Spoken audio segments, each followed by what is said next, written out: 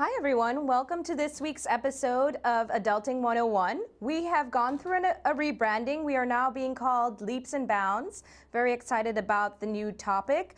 Today we have a very interesting show for you today. We have with us Kyle Motsinger. Kyle is a singer, songwriter, and he comes from the Midwest. He originally from Central Illinois. He has performed his original music in such venues as Rockwood Music Hall, the Bitter End, the Delancey, the Duplex Cabaret Theater, and Don't Tell Mama. He has also performed in front of thousands at last year's 20th anniversary of Folsom Street East. His debut album, Far Away, was released last June, and a new single will be released in the early summer. So welcome, Kyle, and thank you for your performance. Thank you so much. It's good to be here. All right, I have a little song. Yeah. So tell us a little bit about this song before you play it. Yeah. So this is a song that I released the video for last year, and it's kind of my my pride song. Yeah. That's all I'll say about it. Thank you. Yeah. Great. Here we go.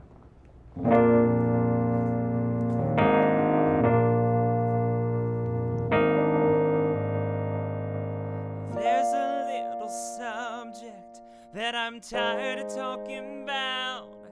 Take one little look at me, you won't have a bit of doubt. See my leather boots, then look up at these tight jeans and a shirt covered in polka dots. I think you know what this all means.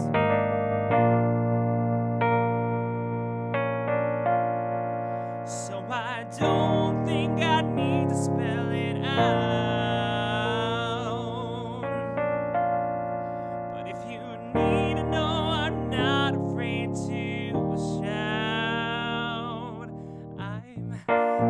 I'm magical as a unicorn. I'm the most fabulous person ever born. I'm the drummer of a fiercer beat. I'm the sweetest guy you'll ever meet. What do you want me to say? Do you need me to tell you that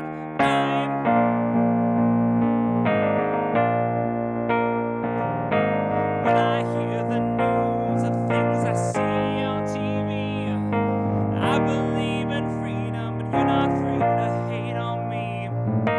I deserve the rights that every human should get. Equality's a thing that everyone seems to forget. Yes, I am a flavor of fabulous young bloke. I may wear my freak flag, but I am not a joke.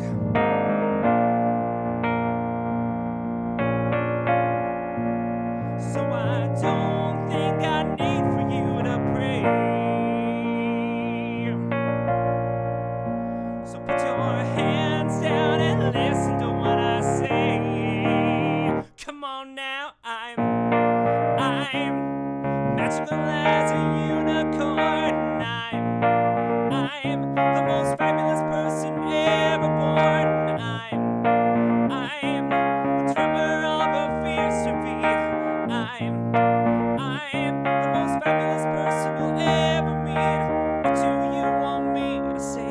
Do you need me to tell you that I'm a friend of Dorothy and Rainbow Bride, wildly popular by side, disciple of Miss Britney Spears, sheriff, president, 3 cheers, ready to dance, give me a beat, but don't you tell me to take a seat. I'm magical as a unicorn. I'm the most fabulous person ever born. I'm the drummer of a fiercer beat. I'm the sweetest guy you'll ever meet. I get you say what you wanna say. Don't judge me because I'm okay. Wow, thank you so much for that. Thank you.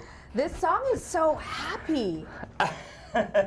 Thanks. One might say it's even gay. Happy. There you go. There you go. You know, I actually, for that particular song, what were you thinking about writing that song? You know, there was one day that I was walking down the street and I was wearing an outfit that I thought was particularly fabulous. And I look good I was today. like, I look good, and I feeling felt good. myself. Yeah. It was like a little bit after a breakup, but I was like starting to, the sun was shining, and I was like, oh, I'm alive again. So I was just feeling really great and fierce, and yeah.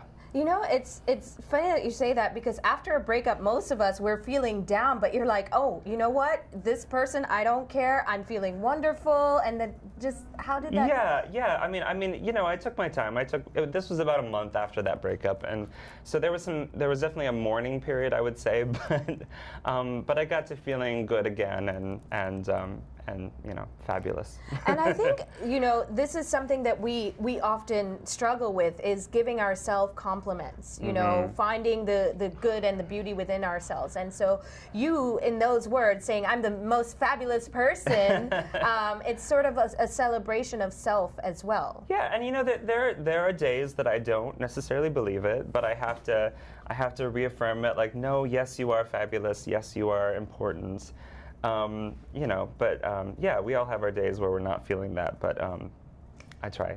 So is most of your music inspired by life experience and things that you've experienced in your life? Yeah. And when I started writing, I've been writing for a long time, but it was kind of like more of like musical theater, like kind of little things here and there. And when I started getting introspective and writing about myself, that's when the floodgates opened. Everything started coming out, and it was like, yes, this is what I need to do. So you found when you dug deep inside, you were more authentic to who you were when you were writing about life experiences. It made the music more relatable and more deep. Yeah, because I'm doing the best I can to know who I am, and so that's, I think, you know, they say write what you know, and that's, and it's so true, because that's what I'm doing, and it really does work well. And so what drove you down this path of music? Yeah, oh gosh, you know, years ago I would you know, write music, and I would you know, write like little things. I wrote this like little funny song for my high school talent show, and that's kind of all I did with that. And I did theater. I really come from theater. Okay. And so I think theater is kind of what brought me into music. And so I've always been singing. I was in chorus, you know, when I was in school, and I think it just, there's so many different places that I've drawn from to come to where I am. So you were in musical theater, and so going down, was there a particular family member? What made you choose musical theater? Did you just like perform in a play in school and say, oh, this is what I want to do? I mean, well, my grandmother took me to see, I think it was this little musical called Dorothy Meets Alice, which was like a Wonderland meets Wizard of Oz kind of thing. Yeah. And I remember seeing that and thinking, oh, I want to do that. And my first play was Charlotte's Web. Ooh. And I was baby spider #1. So I was the lead baby spider. I had 8 lines. Salutations, 8 of us are staying. I know some of them still.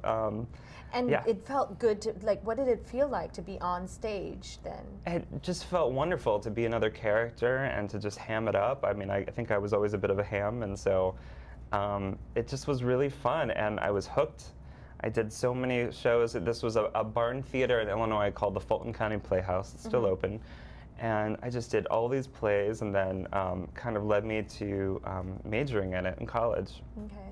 And were your parents very supportive of the idea of you studying theater, or? They were nervous at first. I mean, it's obviously not a sure bet as far as a degree goes, and that's certainly not what I'm necessarily doing right now. But I definitely think that my musical theater degree and education has helped inform the music that I write. Right. So then that jump from musical theater to the type of music that you perform now. So what you know, led you towards this? Yeah. So I had done change.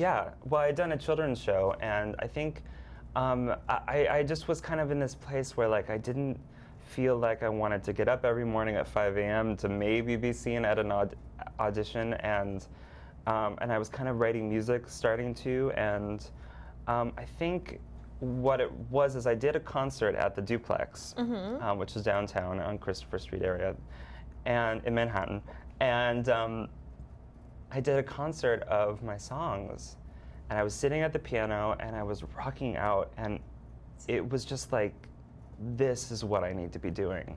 It was so clear. I felt like a rock star. I felt so comfortable as myself. You felt more yourself in your own skin. So the musical theater was the journey towards finding you knew you wanted to be in the public sphere, and you enjoyed singing. As well, your personality fit with acting as well. So you did musical theater until you came to that point at which you had this performance. Yeah, and it felt so right. And I think what when you're doing a musical or a play and you're playing a character, you can kind of escape into that person and be that person, and that was really comfortable, and I was happy doing that. But when I would get up at the mic and just be me, yourself, that was so hard. It's scary. And so the scary part was what made it fun, because there you were in musical theater playing someone else's character, and then through your new path, you had to put yourself out there to the world and give that person and the most authentic version of yourself. And that, you said it was scary, but you faced that fear. But you know what I found out when I was at the piano, and I could also escape into another thing, which was kind of like a heightened version of myself, which is still Kyle, but kind of like rocker Kyle, and that's really fun. And so that's kind of maybe still kind of escaping into a character, but it's still me. It's just kind of like a confident, fierce version of myself. And then you can use your creativity then a lot more in getting your messages out through your songs. Yeah, because I do write about topics that I think are important. I deal with mental illness, anxiety, things like that. Just being comfortable as yourself. That last song was definitely about surprise being gay, and about feeling comfortable and fierce in that role.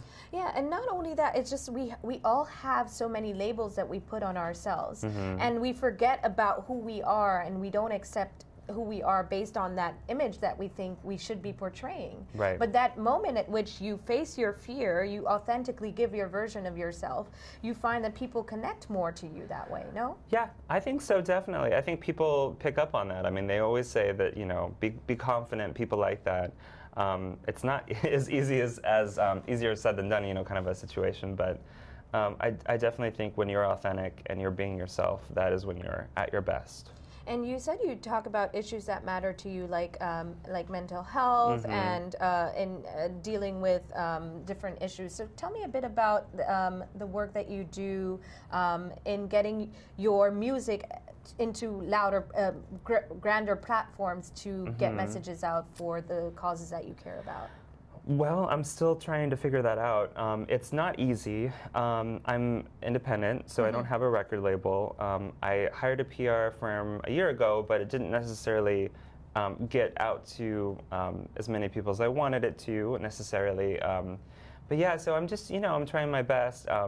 Something like today, I feel like hopefully somebody will discover my music, even if it's just a few people, and maybe they because can... you're doing your work then inspires other people to take an active role in their lives and to speak out against as well. And I think in this way it empowers people. When you talk about an issue, then you're bringing light to the issue, and it becomes at the forefront of many discussions. Now we have mental health discussions going on. I think it's really important to destigmatize mental health right now, because it's still sort of taboo and it's not talked about, and a lot of people are dealing, almost everyone I know, it seems like has something. Either they're stressed out, they have anxiety. I know a lot of people that have bipolar disorder, And I think it's really important that they know, hey, you're not alone.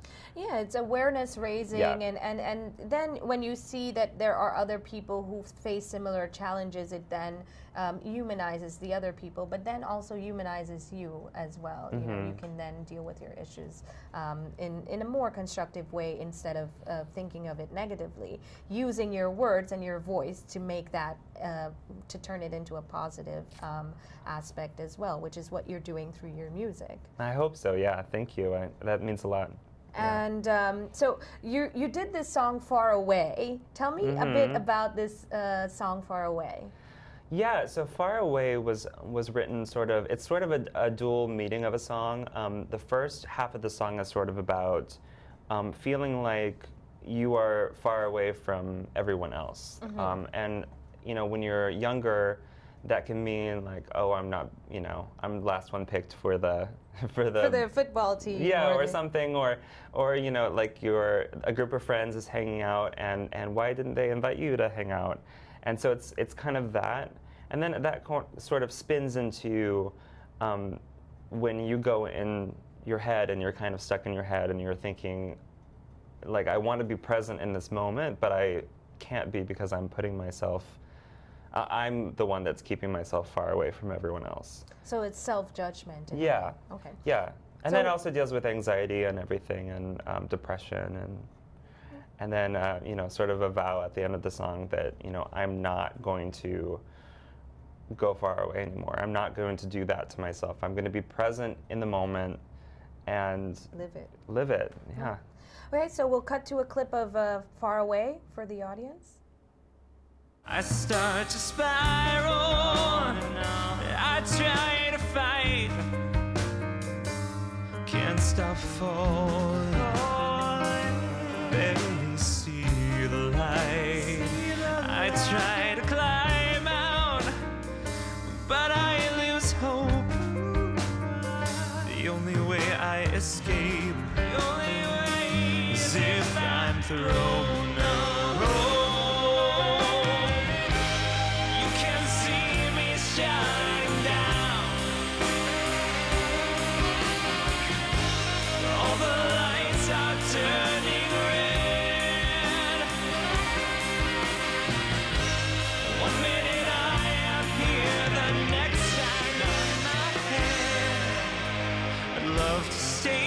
But I've gone so far away, far away.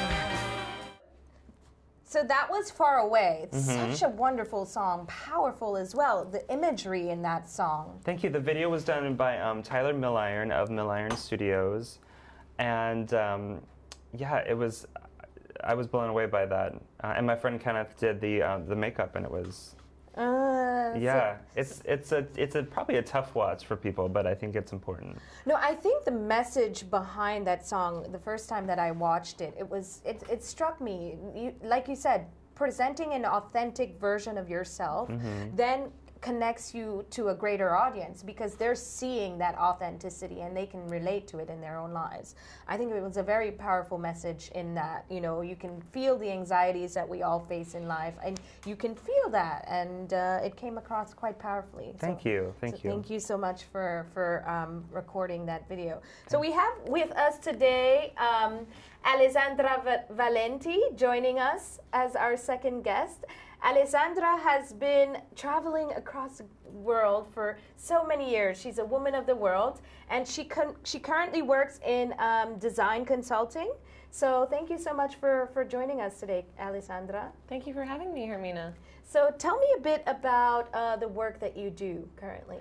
Yeah, so I work at Frog Design right now as a senior strategist, and we focus on human-centered design. And so what we do is we work with all types of organizations, Fortune 500 to nonprofits, to really develop and create new solutions that meet the needs of their customers.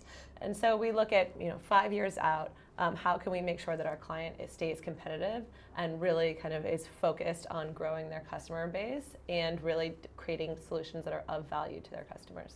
So you help companies to become competitive in the future by coming up with solutions that are innovative and using creativity to drive and meet the targets of consumers as well, right? So what drove you towards this line of work? So I actually was always passionate about working in international development. Right. So I used to work at Accenture. I worked there for many years, and I was participating in Accenture's development partnerships program. So I was in Vietnam and Mozambique with them. And I actually, in Vietnam, I was working on developing the bamboo industry in the country, which was fascinating. We worked with a spin-off of the IFC.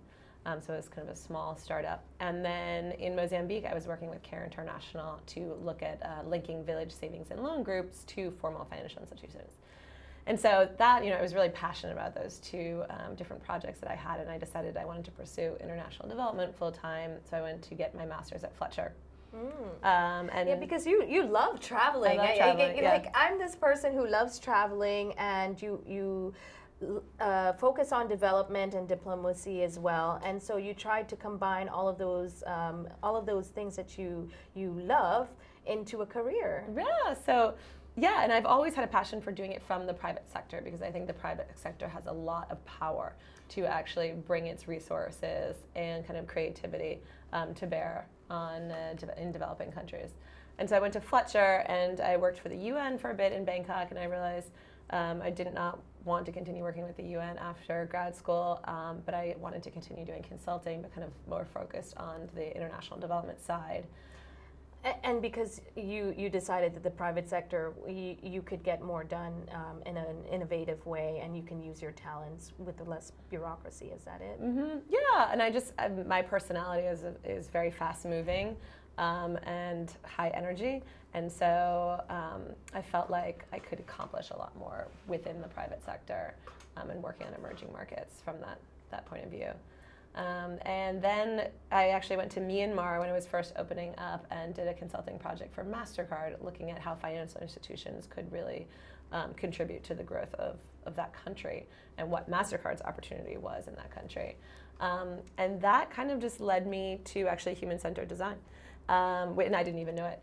So the head of Frog Design Strategy Group came to Fletcher to speak, and I kind of looked at their website and thought that they did interesting work. And then I presented the work to them that I had done in Myanmar, and they said, this is exactly what we do. So tell me a bit about this. Let's unpack that a bit. Human-centered design. That says a lot in just the title.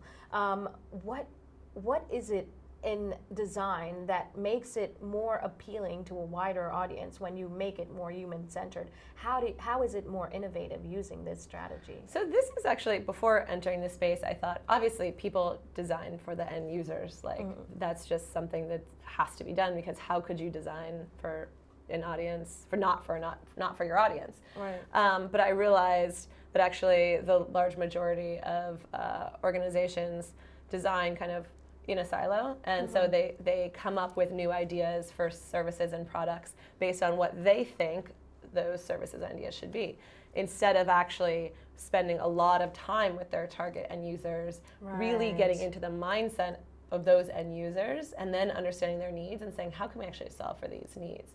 So we do a lot of very contextual, in-depth interviews in people's homes and in their place of work, to just understand their mental models, to understand why they do the things they do and what's driving them, and then look at an entire journey of kind of a purchasing journey or a service journey, and then really start connecting the dots and say, what are those needs along every phase of that journey? So you include the people in every aspect of the planning process.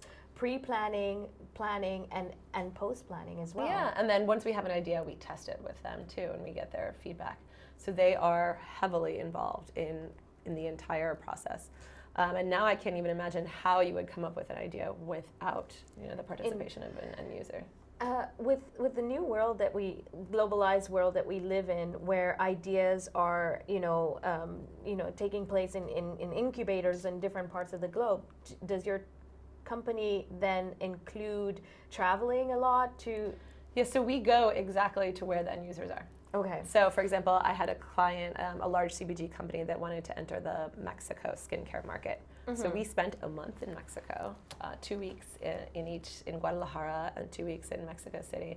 And we went into women's homes and we spent hours with them talking to them about the importance of skincare in Mexico in particular. Wow. What does skincare, what does healthy skin do for women in Mexico? Why do they spend so much time? What are the different products that are involved in their routines? They actually showed us in their bathroom all of the products, and they showed us how they applied the products. And how does that then help the companies in the development process? Because you're going into people's homes and you're realizing what they most need the products for. Then how do you translate that into your end to the end user product? Well, what we do is we kind of really focus on the needs. So what are women telling us? What are they struggling with in finding skincare products in Mexico? How do they choose those products? And we found that there was a lot of just information they didn't know. Like it's a very complicated kind of industry. There are so many different products, and you have an issue kind of trying to figure out which products to trust. Yeah. And so that was kind of a deep insight, especially in Mexico, where trust is a very important factor. You usually rely on recommendations from friends and family. And so how could our client actually really develop a trusted relationship? And so we developed some ideas that would enable them to kind of build that trust with the consumer. So tell us about what makes your approach to research unique. Well, as opposed to kind of management consulting companies or other just large corporations, as I mentioned, we really spend a lot of time with the end user. We really kind of get into their mindset. We spend time in their home. We observe a lot about what's kind of going on that they're not saying. You know, who else is in the home? What are those family dynamics? What is on the walls? What is important to them? And so you take more into account that then benefits the consumer. Yeah, that then informs our research. We do activities with them, so sometimes asking questions is not enough because it's hard for people to articulate what they need. And so we'll do activities with them where we'll say, we'll show them maybe pictures of images and say, what does this mean to you? What does beauty mean to you? Select the images that represent beauty to you, for example. Or we will take an entire journey map, so looking at the different phases of their purchase journey. So from awareness to I need a product to then post-purchase. And we kind of take them through what is really difficult in that phase, in each phase. And then we're able to solve for those pain points. So this is cutting edge. What is I think so. What does it feel like to be on the cutting edge of a technology transformation and development? So it's fun because we are always looking at the future trends. We're focused on what are the new innovations coming out of anywhere in the world? What are kind of the new companies? Where do we think the world is heading? And then we say at Frog, we design for the way that the world should be. And then we backtrack to figure out how to implement it. Whereas many management and consulting companies design for the way that the world is. Right. So because do you think we've been programmed out of innovation? Because a lot of the management consulting companies now they are scared to innovate because they don't want to take the chance, the funding that goes into the research process. So what is that like for you? So I think everyone is starting to really understand the value of design, and management consulting companies are actually purchasing or investing in smaller design companies because they recognize the need for that. And so we've actually seen a lot of increased competition from that front. But I think when you have kind of much larger global international corporations, it's very hard for them to innovate because thinking outside of the box and saying, we don't currently have capabilities right now to do this type of business, but we want to develop those in the future. That's very risky. Exactly, yeah. And so it's just really hard to change an entire mindset of a huge company that's been operating for 100 years. So it's taking risk. It's a lot of risk taking, and that's where the innovation and the creativity happens. Is that it? Yeah. Yeah, I think just kind of also connecting lateral dots. So not saying 1 + 2 = 3, but more it's like what from this company in China can we learn from our work that we're doing today, or what from this industry. So a lot of times when we work with clients, we look at trends in analogous industries and say, we know that this isn't in skincare, but that's not the point. We want to show you what is happening outside of industries that can actually apply to your industry. Okay. So do you work, what kinds of companies do you work with normally? So I am one of our social impact leads out of New York, and so I try to do a lot of our work in emerging markets and also in the social impact space, which could be with large international nonprofits, foundations. It could also be with large corporations that want to do good. And so I'm focused on, because of my background, really working in emerging markets, but it could be for commercial clients as well. But actually taking a lot of our learnings from commercial clients or from nonprofits and being able to apply them. So our social impact work allows us to design at the edge. So we design in like difficult contexts. So in Uganda, we're looking at community health workers and how can we actually empower and support them so that our client can scale. Because without being able to support and grow these community health workers, the client can't scale. And so those learnings can be applied to a lot of clients in commercial contexts in the US as well. How do you motivate employees? How do you give them mentorship opportunities? How do you really kind of build them up and give them the resources that they need? But we're designing in the social impact world for extreme kind of environments and circumstances that, in the US, you don't have those same kind of. I understand that you were working on an interesting project in Mozambique. Tell me a bit about that project. Yeah, so we were working with a client, Population Services International. So they are a global international NGO, and they actually have clinics all over Mozambique that provide access to contraception and also health, kind of reproductive health services for adolescents. And in Mozambique, they found that really not a lot of adolescents, as many as they wanted, were going to the clinics. It was more kind of mothers that were just trying to do kind of family control.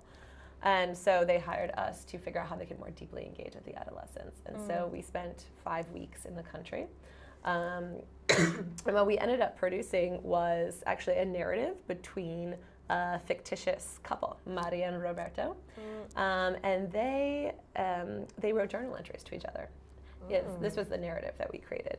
And we interwove in that narrative all of our findings when we spoke to 14-year-old girls about sex. We spoke to 14-year-old boys about sex.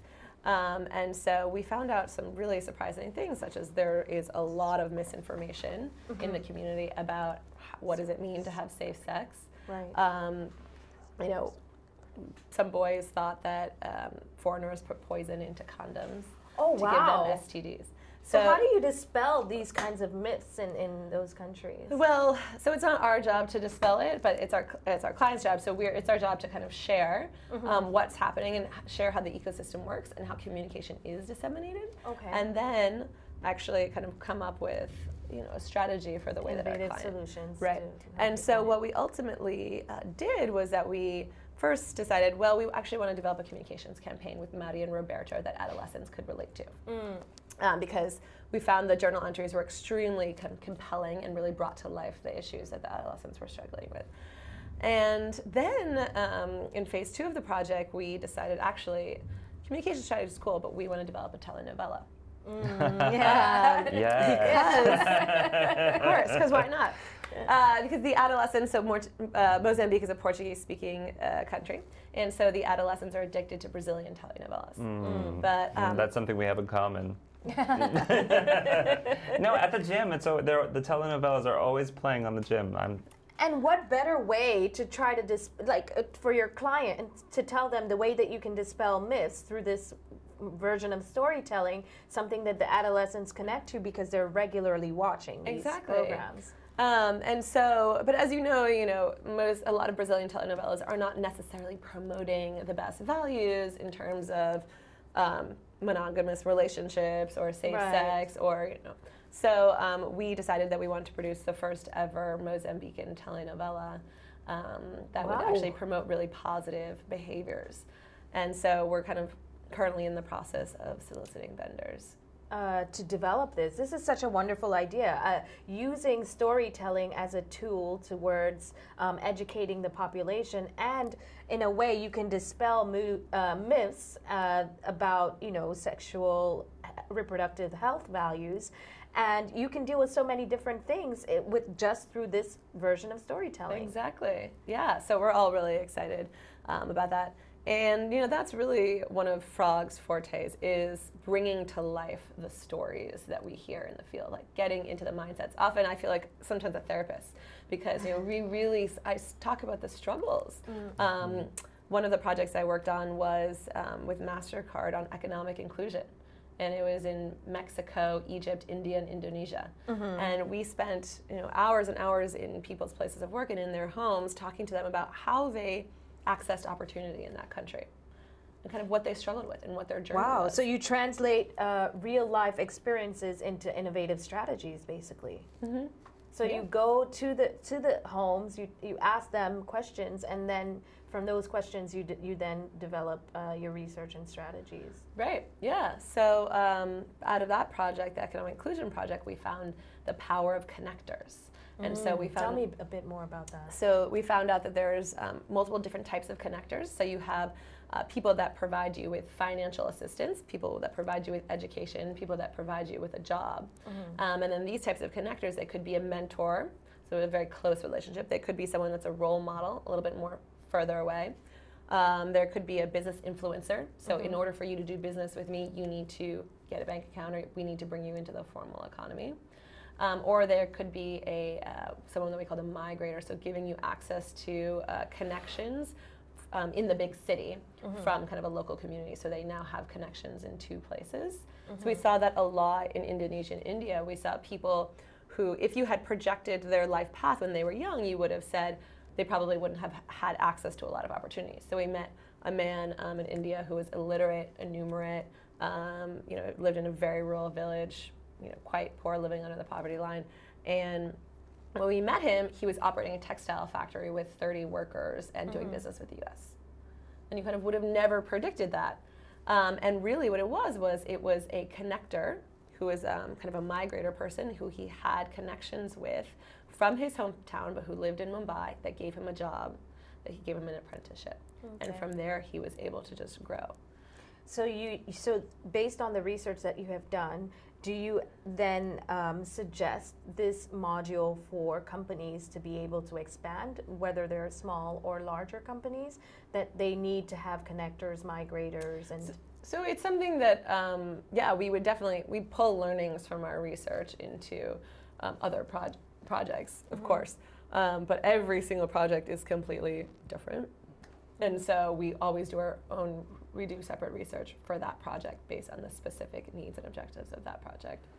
So what kind of challenges do you come across in this industry when it comes to, because you're dealing directly with the person and you're developing your research from those dealings that you have with individuals, but on a micro scale. But when you take it on a grander macro scale, do you come across any challenges that, for example, in product development, if you've gone and you've talked to X amount of people in Mexico, for example, about a skincare product, and then the end user product then has some issues, how do you deal with those sorts of challenges? More, I would say my personal challenge is we're a consulting company, so we often recommend the ideas, and then many times the clients will take the idea and then they just won't do anything with it, because it's very hard to push forward change, especially depending on how innovative it is, the least likely it is to get implemented, I think. But so, and especially... Really? Why do you say that? Well, it's just simply for the fact that it is very hard for an organization to all of a sudden change the entire mindset of the company and say we're going to start doing something completely different. We obviously definitely have clients that do it, but there are definitely other clients that or it takes a very long time. But your research is data-driven and data-based as well, no? Yes, we do quantitative surveys that will kind of help to quantify markets. But it's more of a qualitative focus that really gets at the nuances of needs, which is hard to do quantitatively. But so that's just challenging for me because, obviously I want all of our ideas to be implemented and brought to market. But then, I think companies, once they implement, there's always challenges, but we recommend very often a lean startup approach, so where there's less risk. Yeah, and launch an MVP, you test it, you're designing it with the end users. And tell the audience what an MVP is. Minimum viable product. So that is the product that requires kind of the least amount of effort with the most amount of learning. So like Dropbox, I think, created just a very simple video that showed how the product would work. That was their MVP. But you know, you can have a total range of MVPs, but it's just enabling you to get the learning that you need to test your hypotheses. Okay. And so, do you work with the music industry as well? Do you ever find? Do we have clients in the music industry? industry? Well, so we actually developed a jukebox.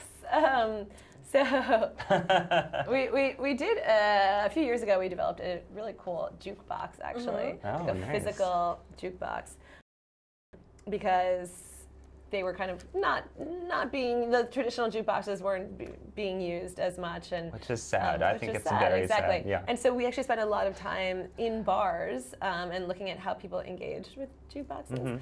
And we found that it was often a shared activity.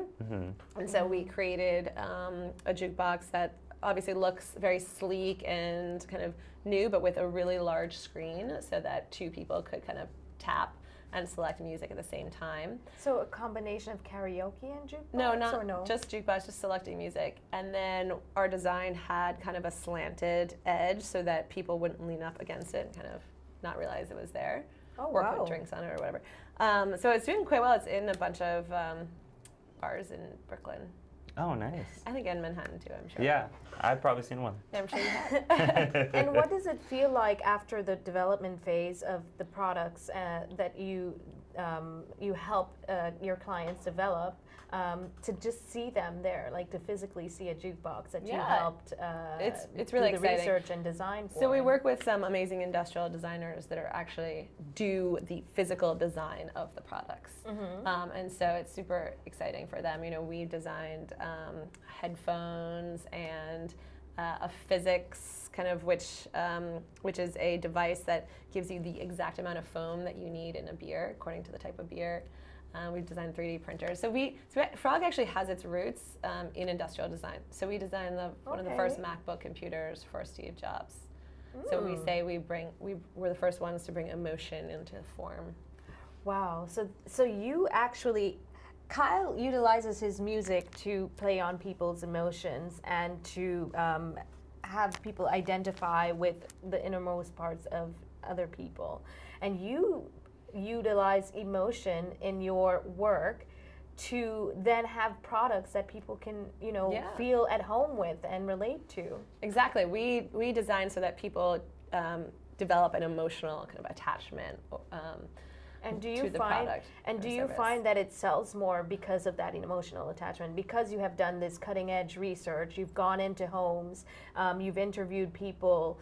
Because of all of this legwork, then the product is more for the user. They connect more to it. Yeah, I mean I'm biased, but I would say so. Really, how does that? I'm taking notes. How does that work? Yeah, so I mean that's amazing because you went through this journey where you were working for different companies and you traveled the world and you were trying to find how you can utilize your energy and your zeal for innovation and creativity, and you found it within this design company where you are now on a regular basis having to come up with innovative ideas to solve complex issues for companies. How does that feel? It's so funny because when people ask me like, oh, what do you want to do next or what do you want to do in the future, I end up describing exactly what I'm doing now. Right. And it's like, you said it before, that a lot of these innovation companies, people don't hear about them. And all of the wonderful work that they're doing, but you realize that there's a lot of amazing work taking place by design firms doing a lot of research into the products that actually end up in our hands in the end. So before, for example, you design an iPad, you need it to be user friendly. So you go through all of these processes. Well, companies go through all of these processes in the design modules, and they used to be siloed. For example, they used to exist in each company. They would have like a branch, a research branch, and so it would there wouldn't be a lot of cross-pollination, I would say, of ideas, so it was a bit restricted. But now with Frog, where it's kind of like taking out all of the silos and working together with... That's what we're trying to do. I think in some companies, design is still maybe off to the side, but I think there's definitely a movement that's trying to integrate design into kind of all processes.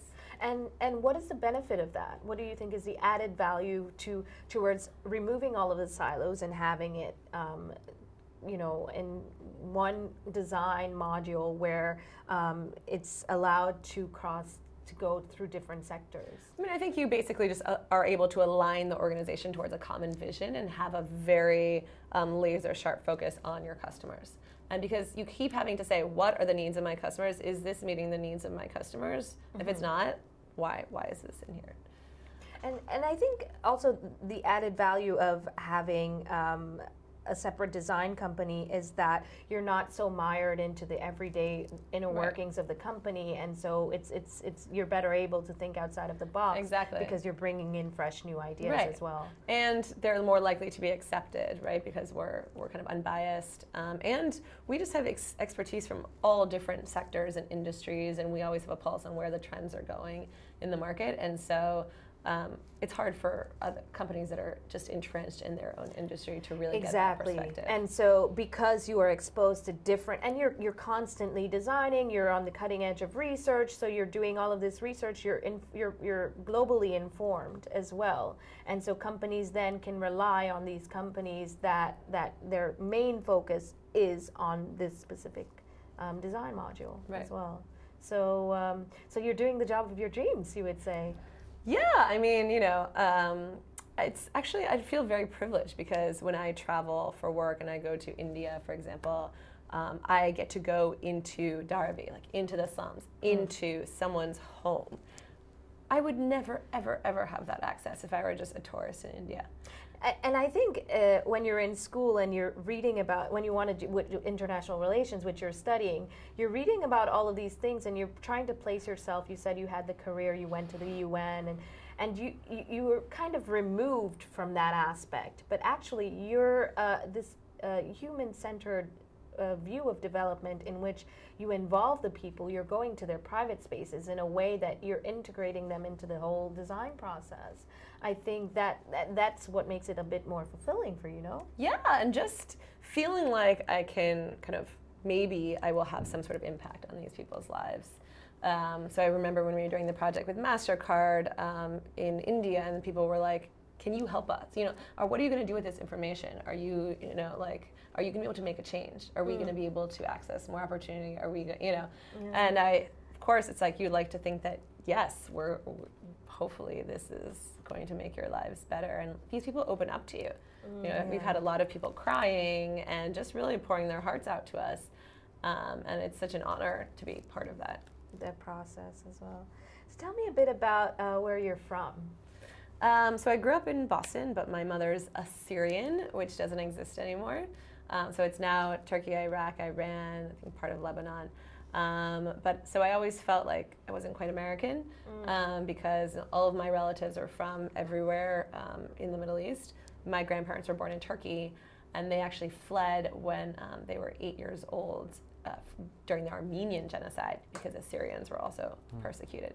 And so then my grandmother went to Egypt for 10 years and went to France also to study sewing. And so then she came to the US when she was in her 20s and through Ellis Island. And you know, she'd been just waiting so long to be able to come to the US. And then she was a working woman her entire life, and in that time it was very rare. And she always operated out of her home doing her seamstress business. And so it was a real inspiration to me to like, and just kind of fulfilling the dream of the US, right? It was just like, you can come from absolutely having nothing and do really well. And they ended up buying like a really nice house in a really nice neighborhood outside of Boston, which, you know, just I think most countries, you just don't hear stories like that as often. Yeah, so my dad is Italian Polish, so I say I'm kind of international. And so this is what drove you towards this career in creativity and innovation and traveling as well, because you actually come from a very mixed background. You have roots from everywhere. Yeah. And so within you, there exists a little bit of everywhere. Exactly, and actually, even when I travel now, and I started traveling when I was actually in high school through missions trips with my church. But when I travel, I feel like I take a part of their culture and I just kind of take the part that I like and kind of keep it with me. So like when I'm in India, I feel kind of part Indian, and when I'm in Mexico, I really identify with the Mexican culture, and so I feel Mexican, and it's just kind of, so it's very hard for me to say that I'm from one place or another because I just feel, you know, very connected to a lot of different cultures. And my parents were the same way. They always really celebrated a diversity of cultures, which was great. I loved growing up in an environment like that. And does that help spark your innovative spirit? Because you know you have so many different parts of you from that exist everywhere in the world. So yeah, I think when I travel, I try to just really immerse myself and wander the streets, and I don't necessarily like doing the touristy things, and so I just try to meet the locals and learning about their life and understanding their mindset. Even when I'm not working, I do that kind of just when I'm traveling.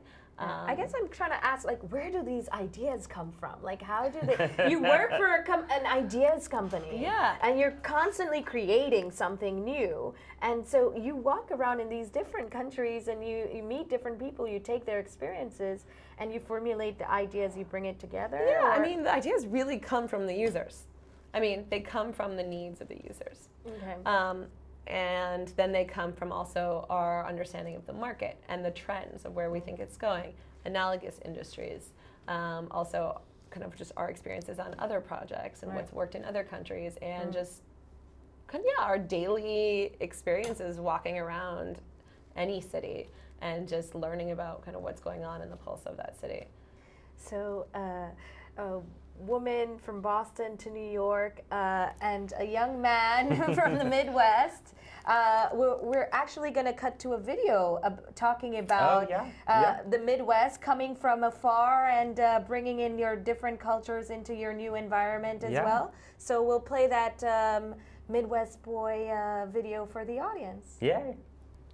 So I gotta be strong. Say I won't be pushed around. Boy, you mess with me. I'm a sunny fellow, but I am not a clown. Don't confuse my kindness for a person who is weak.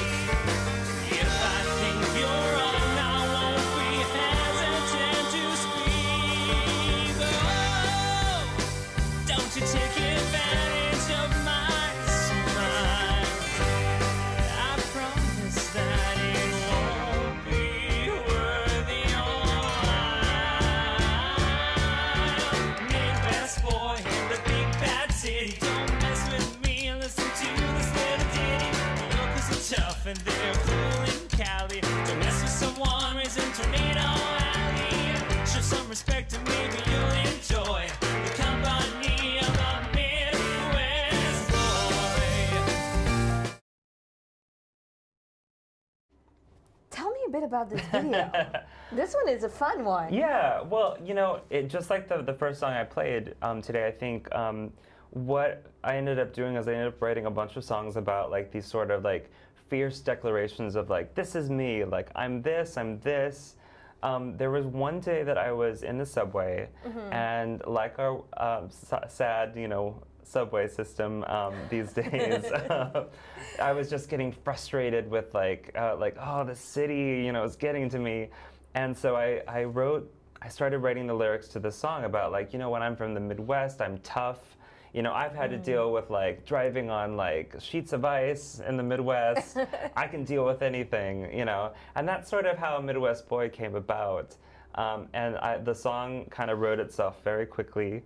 And so I think, you know, just like we were talking about, I think you take your past and that kind of informs your future, and you take from those experiences that you've had, and that kind of informs your daily life.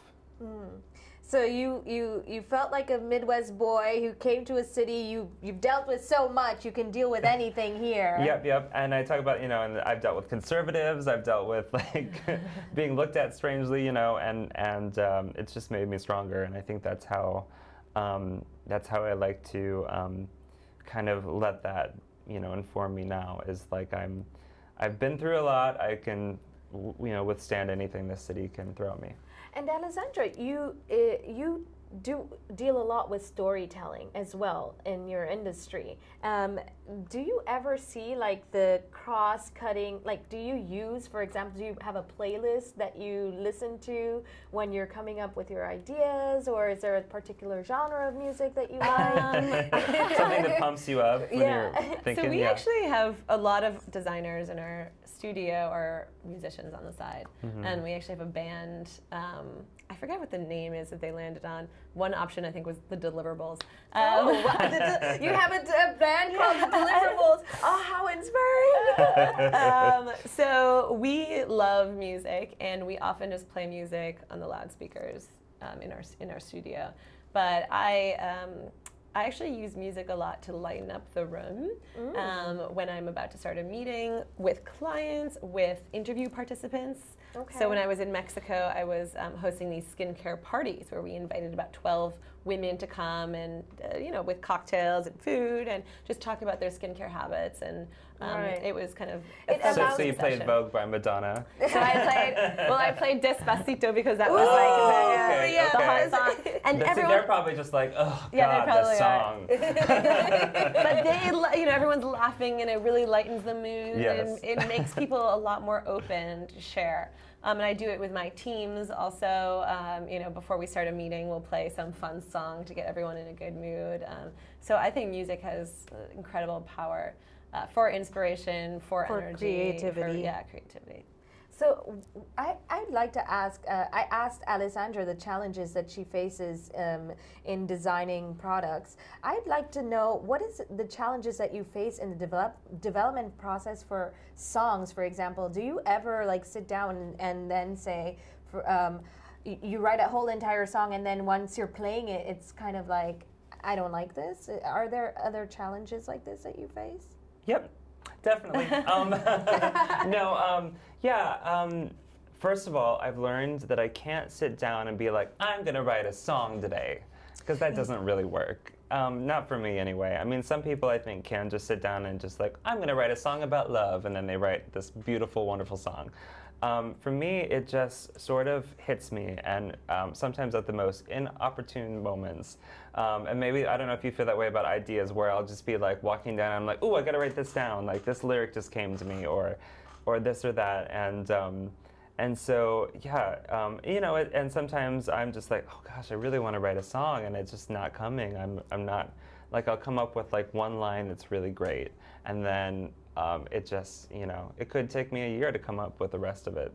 Oh wow! Yeah. So this is a challenge that you face. Like you start a song, for example, and then you don't know how it's going to end. Yeah. Kind of like when writers, you always think about writers are inspired by music, ideas, people are inspired by music. But what inspires a musician when they have like music block? Like when they need to be writing a song. Yeah. Like what do you use to be able to kind of drive your creative spirits, and then if it's not music. Yeah, if it's, what it is, it will be situations. A lot of my music is based on things. I had a friend that really just made me so mad, and then that song just came pretty easily because I was feeling all my feelings.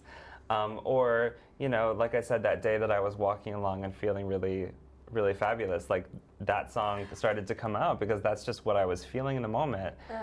So it really is situational, and I think sometimes for me, like if something's not coming, I kind of try to think like, well, I just need to live some life right now before something happens, because I'm obviously not taking in enough input to write something right now.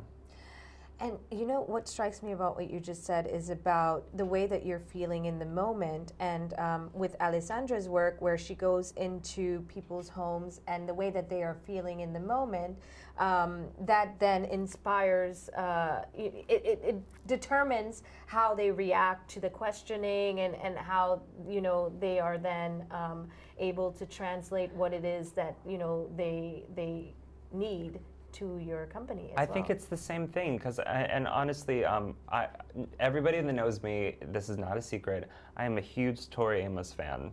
Love her music. I came so late to the party in loving her music. But she talks about, she will do a little meet and greet for fans, and they will talk to her about, you know, this is what this song means to me, or they'll tell her a story about something that's going on in their life. And she says that as they're talking to her, she'll start to hear the drums, she'll start to hear the melody, and she will write a song based on her experience with a fan. And it must be the same thing for you then, like you're coming up with these ideas based on when you talk to these people. Yeah, it's like they come from the people. The project that I did on skincare in Mexico, I mean, as we were interviewing people, we had a designer just start sketching ideas, like real time. So it's exactly the same Yeah, thing. exactly the same. It just, you know, it comes from the moment. Yeah. Yeah. And so what is it that inspired you towards this journey of storytelling, where you thought that storytelling was very important? Because, you know, you focus on people's stories, and then you translate them into products. And you actually take people's stories and translate, well, your own stories and translate them into music. So I guess my real question is, when did you realize the importance of storytelling? I think for me it was, I mean, I've always understood the importance of storytelling, especially in theater. You know, you're telling a story to the audience, and if they don't understand what you're saying, then they're going to tune out and not like the play. But for me, like, I think once I started understanding that I could tell stories that would affect people, I think that's when it just sort of hit. And when I wrote a song, and it's called Armor, and it's on the album and available now. And I think I started telling the story, and somebody said that they really related to it, and they loved it, and that they had been through a similar issue. And that was when, like, oh wow, the things that I say, the stories that I tell, could be really important to people.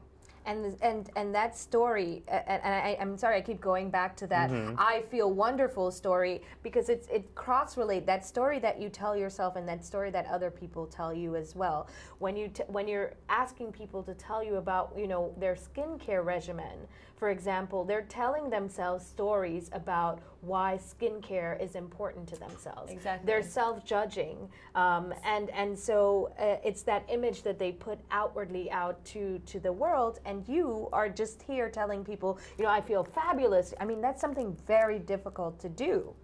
Yeah, so one of the things actually that we try to do in research when we're interviewing people is pull out the stories. Those are kind of the most important things that you can pull out, because the stories say a lot about who you are and what's important to you.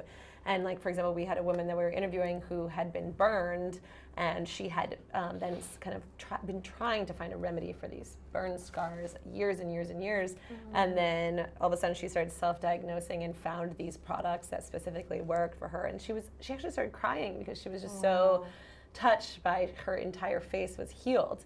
And so now, of course, she's loyal for life to that particular skin brand. Yeah, and you see then that it changes people's lives. Yeah. Like this woman, she had this perception of herself. She no longer felt beautiful because of her scars, and you were able through research to well, she self-healed. So yes, she was able to kind of figure out what products to use and what combination, and self-taught exactly what she could do. But sharing that story was so moving to us. Right. And then you really develop a bond with the research participant. And yeah, they open up, and it helps as well spark you know, a level of trust in Of course. yeah, which is very important as well. Yeah. So we're going to prepare the audience for another performance from Kyle. Yes, okay, I'll get over there. So Kyle, while you're getting over there, you're going to tell us a bit about this song that you're going to perform for us? Have to get a sip of water About here. how skincare is important and self-image. Yeah. So this song is called Flares, and I wrote this song about those little things in your life that can kind of pop up in a day and maybe remind you of something that's a little unpleasant, and kind of how to overcome those things, and so. Yeah. It's storytelling and overcoming challenges in your life. Yeah, and with the song, I hope people will hear it and say, like, yeah, that same thing happens. Like, something in my day will just remind me of this unpleasant thing in my past, and how do I overcome that and get past it? Okay, thank you.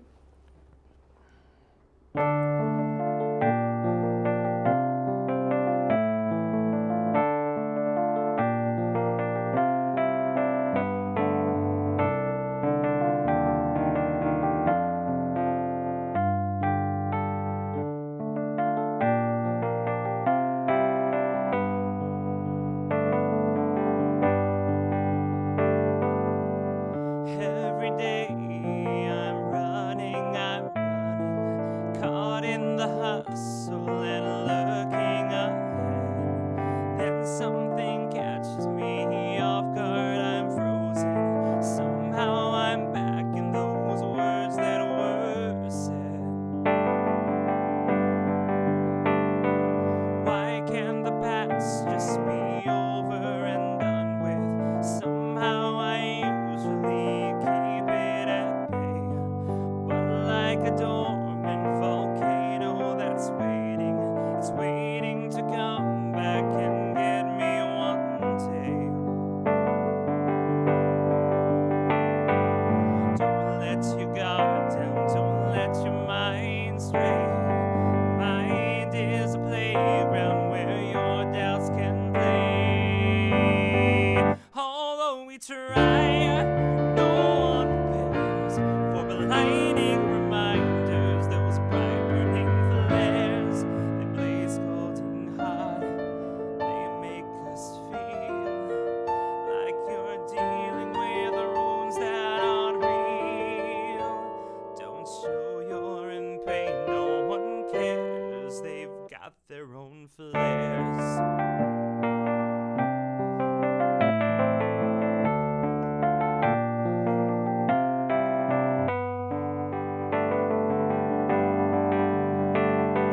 I've gotta let go of these useless memories. Stay in the present, not easy to do. And when the ghosts of my past try to haunt me, I'll stand up to them and I'll say that we're through. There's so much I wanna do in the future, places to visit and new things to try. Love myself, though it's not always easy, so I'm sending those flares back into the sky. Don't let your guard down, don't let your mind stray. The mind is a playground where your doubts can play. Although we try, no one prepares for blinding reminders. Those bright burning flares, they blaze scalding hot. They make us feel like we're dealing with the wounds that aren't real. Don't show you're in pain, no one cares. They've got their own. You can't let them in. You can't let them win. Flares burn the brightest when you make them real. Attacking your happiness, they know how to steal.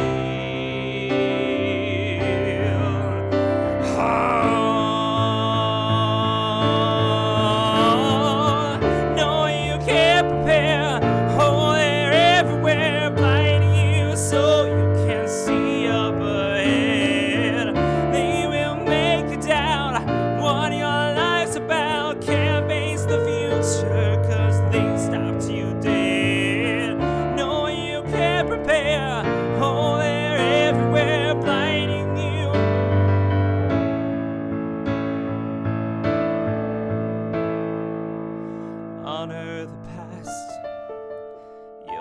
not the same. Don't be ruled by your guilt or your shame.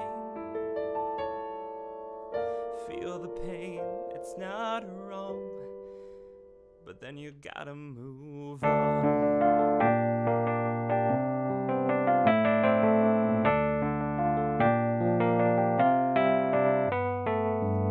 Every day I'm running, caught in the hustle and looking ahead.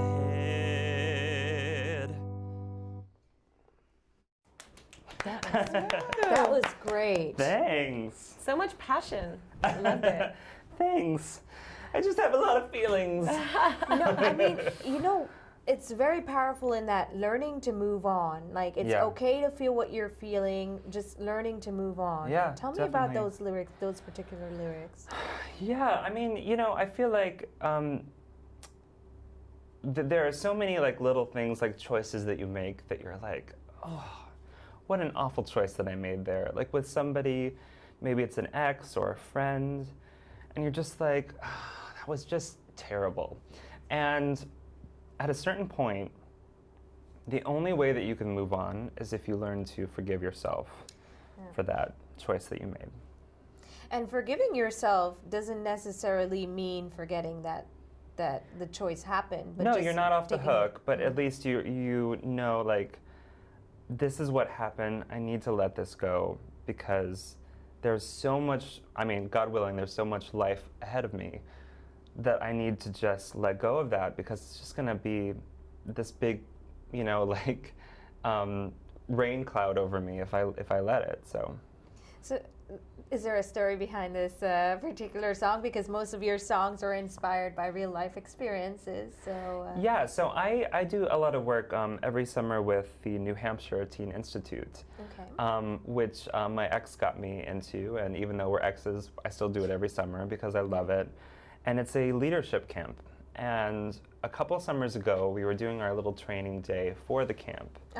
And Maura, who is one of the co-directors of the camp, was like, some of these kids are going to have these, problems that will flare up during the camp, where they're going to be reminded of something based on something we were talking about.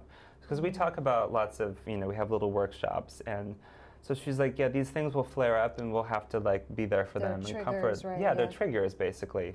And so that was one of those moments where like the drums started going. I heard flares. I was like, there's a song there.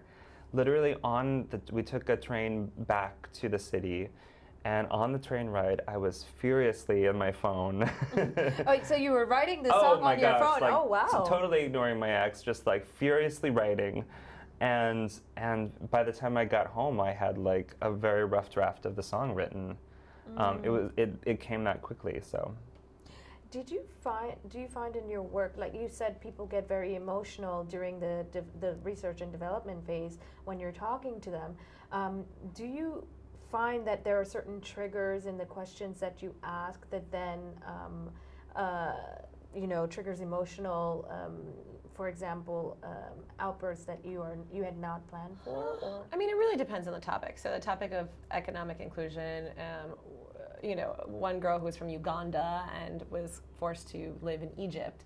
She was very homesick, and it's really hard living in Egypt as a foreigner, and so she started kind of crying about that. But it's really things that are kind of close to your heart. So and how do you your navigate family, those difficult issues? Yeah, with a lot of sensitivity.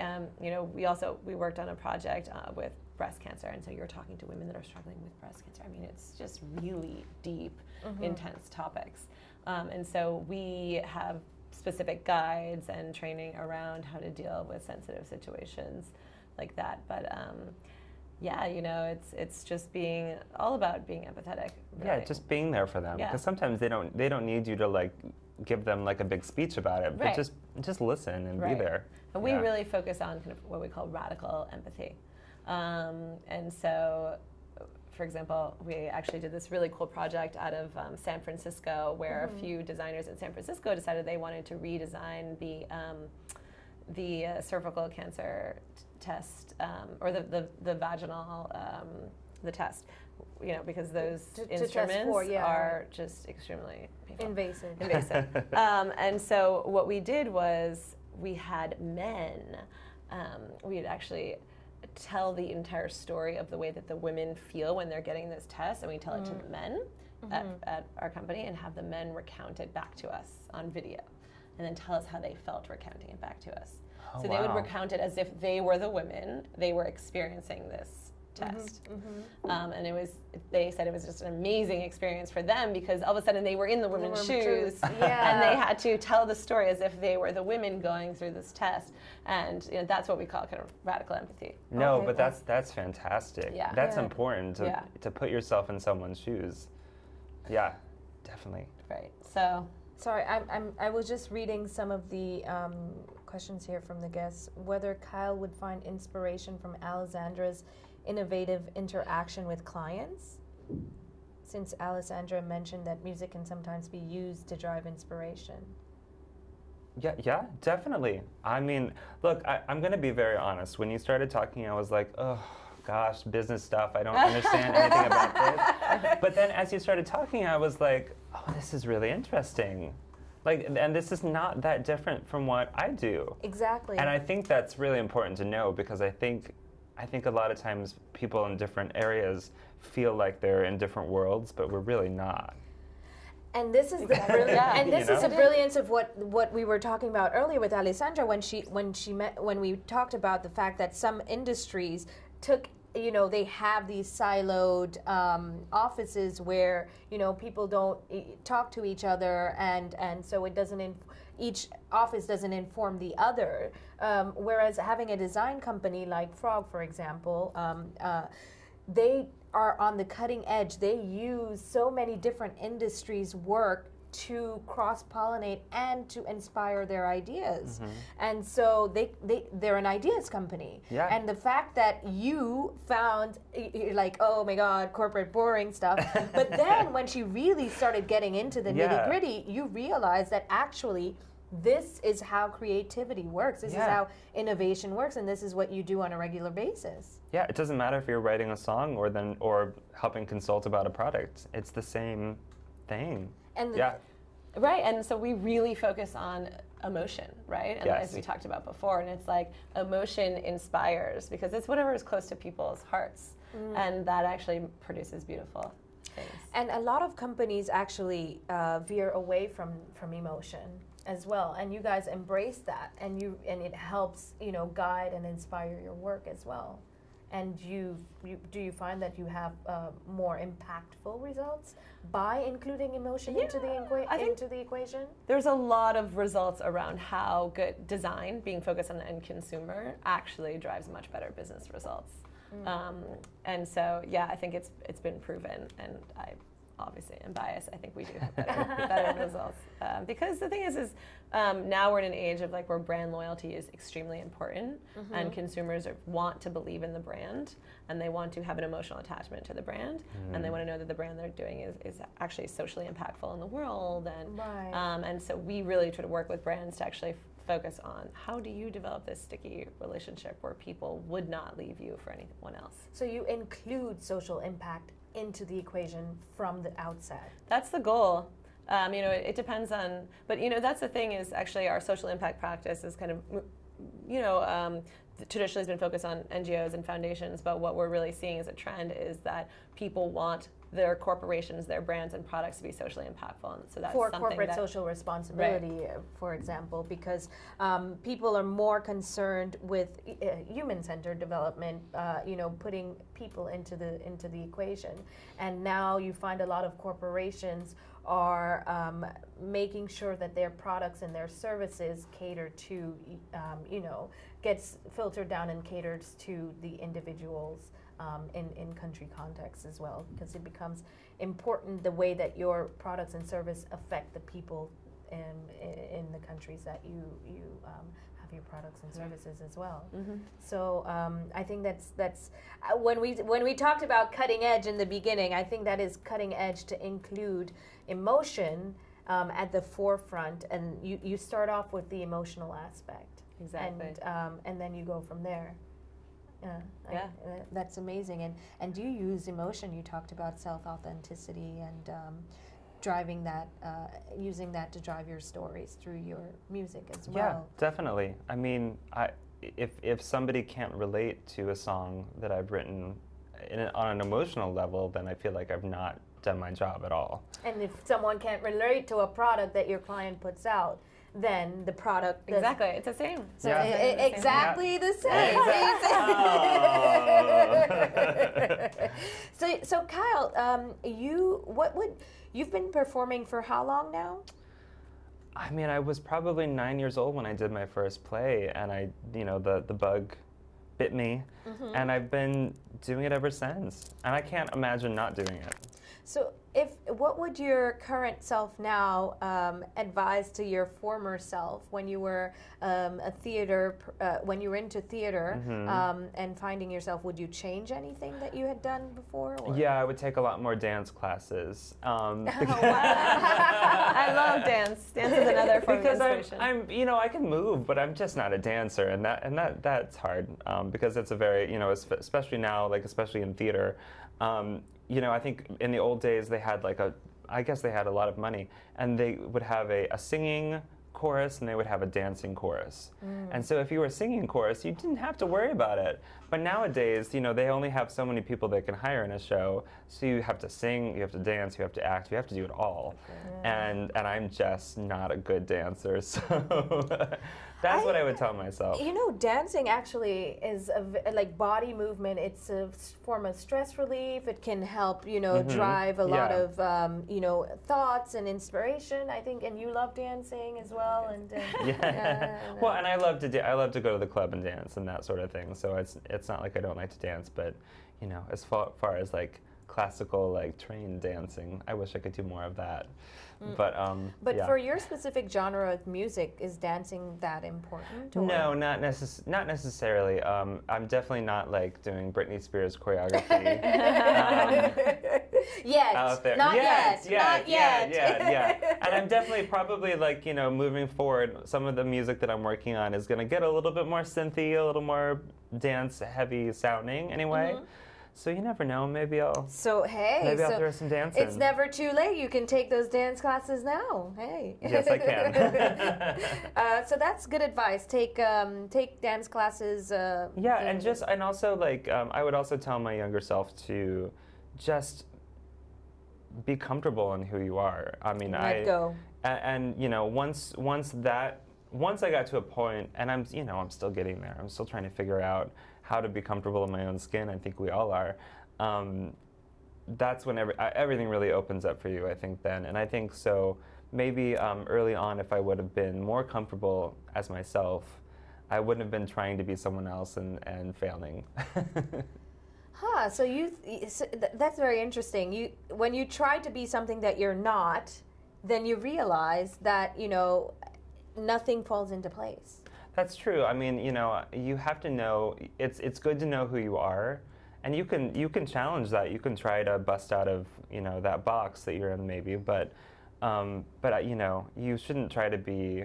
It's like it's like when you're in school and you're like, I'm going to be really cool and then maybe you kind of fall on your face. If you just accept accept that you are just a nerd and probably a mess, and just go with it. And like I'm so much happier now because I'm just who I am. I've accepted things. Like, I know I'm an introvert, so I know I need time by myself before I can go out and be with friends. I know that now, so that's a way that I can use that to my benefit, And I think once you have these like self-aware things that you're self-aware of, I think that's when you can really finally be able to just kind of calm down and just be yourself. Principles to live by: self-awareness and acceptance. Yeah. And you, Alessandra, something that you would advise your former self? So I think when I was in undergrad, I was focused on finance and international consulting, and I felt that there was a very specific and strict path in order to get me to where I wanted to go. So I remember being told, go into investment banking because that will open every door for you. And so I went to Citigroup for the first year, and it was not me. I just did not enjoy it at all. And I just And I mean, it was a great learning experience for me, but it wasn't who it you wasn't were who or I what you was. wanted to do. And at Frog, we really celebrate lots of different types of paths, and actually just being really passionate about doing something, and pursuing that, which I think is fantastic. So, you know, people that are entrepreneurial or started their own business and it didn't work out, I mean, that's also like a great experience to have, and we look for that. And so I remember being like, I need to go to banking, and if banking doesn't work out, I'll go to management consulting, and then I'll do this, and I'll do this, and I'll do this. And that there's a very clear straight line path to being successful.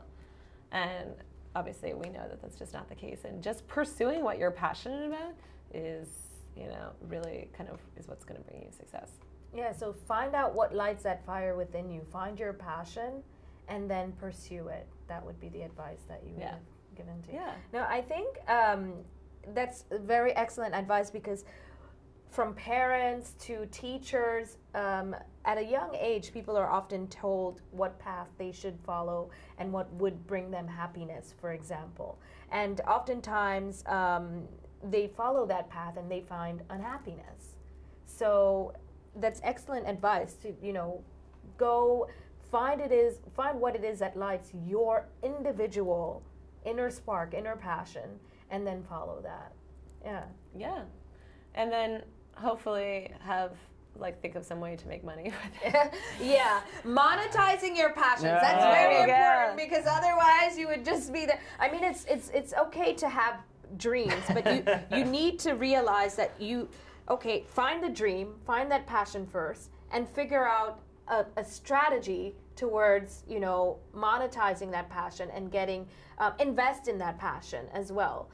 You may find that you spend a lot of time and energy and effort, but spend a lot of time and energy and effort into something that you love doing, so that you're then building skills in that area, Right. so that when you later on in life you have those skills and you're doing something that you're good at, and you've spent all of this time, money, and investment in it, but then, you know, it pays off in the end. Yeah.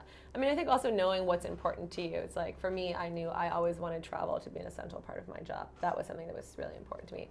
I knew that I wanted a work-life balance. Yeah. Of some sort. Like, I could not do the investment banking hours. It was just, you know. Yeah, like identifying what are the things, Right. your needs, and then going towards, like, make a strategy. Like, it's not that easy in life. You are going to come across difficulties, but realize that you have to, in overcoming those difficulties, you're a stronger person afterwards as well. You love traveling.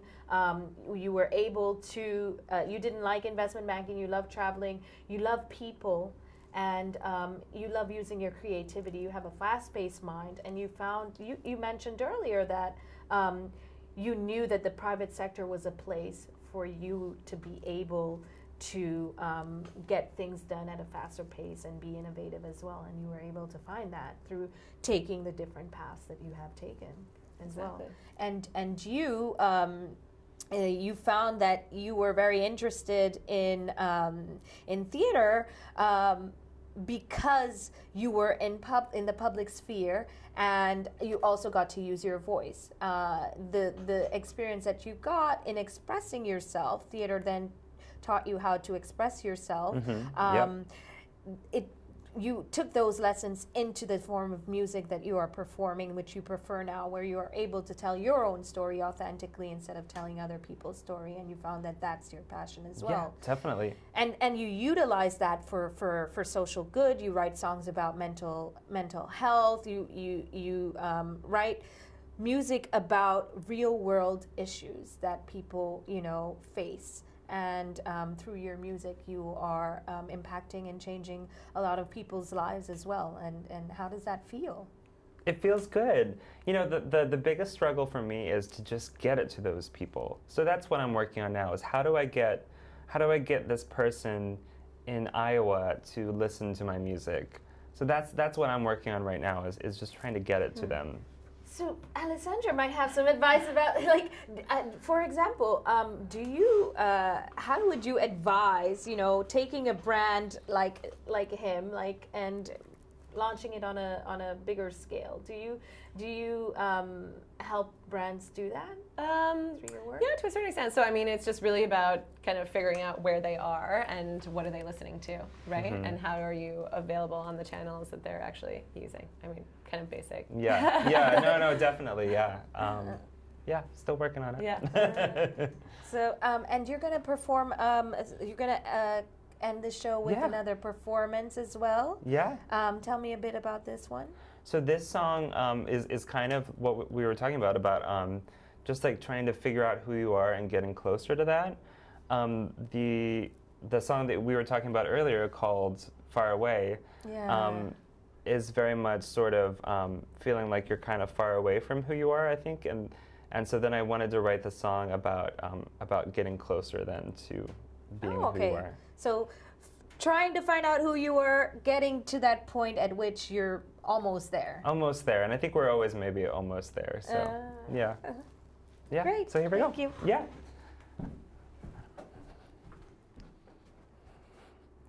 So yeah, so this is going to come out soon. So so stay tuned to my, I guess, all my media, and your music is beautiful. Oh, well, thank you. This song is definitely sort of going in a very synth-heavy, a little jazzy, a little pop, a little 90s. I kind of love blending styles, so when you listen to the actual album tracks, you're going to be like, why is there a harpsichord on a funk song? It's just like, I love blending things together. And yeah, so this is called Getting Closer. Great.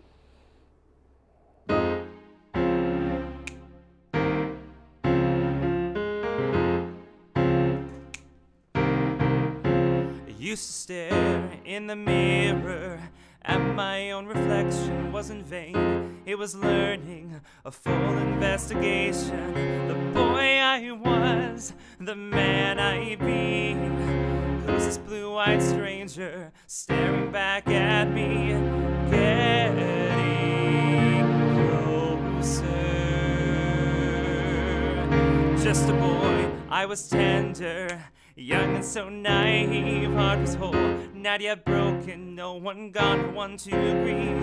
Was living lies, no surprise that one day it all crashed down. Sometimes I find I learned to swim just before I drown. Getting closer,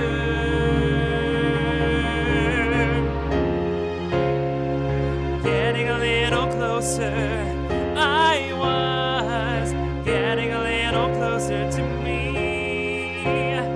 Felt like I was getting closer.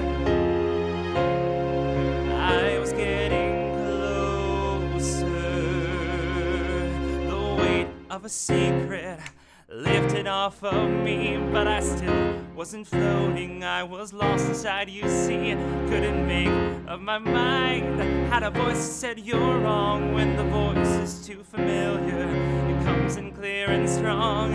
Getting closer. So I'm here in the present, taking out the trash, tossing demons in the fire, nothing left but bits of ash. I'm embracing change with open arms, no longer far away. Oh captain, my captain, I'm gonna seize the day. Getting closer,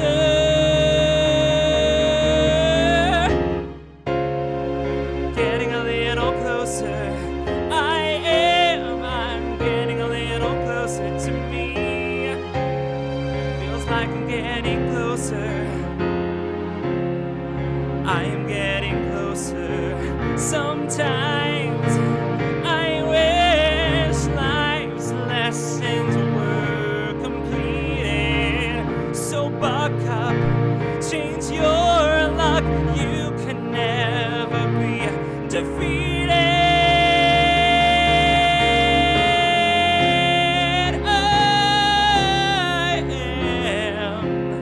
I'm getting a little closer to me. Feels like I'm getting closer. Yeah, I'm getting closer. Getting a little closer. Getting a little closer to me.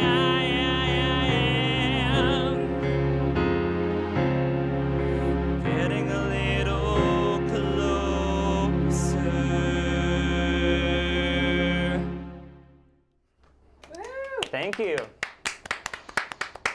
Such amazing depth in that song. Thank you so much. How did that feel to perform this? Because it's a new one, you said. Yeah, running over to the chair, sorry. No, it's okay. Yeah, no, it feels good. It really does. Like I said, it feels empowering to be like, this is who I am, this is where I'm going. It's a fun song. I really love it, and it's great with a band. So. and that's a very good note to end on. Actually, it's fun.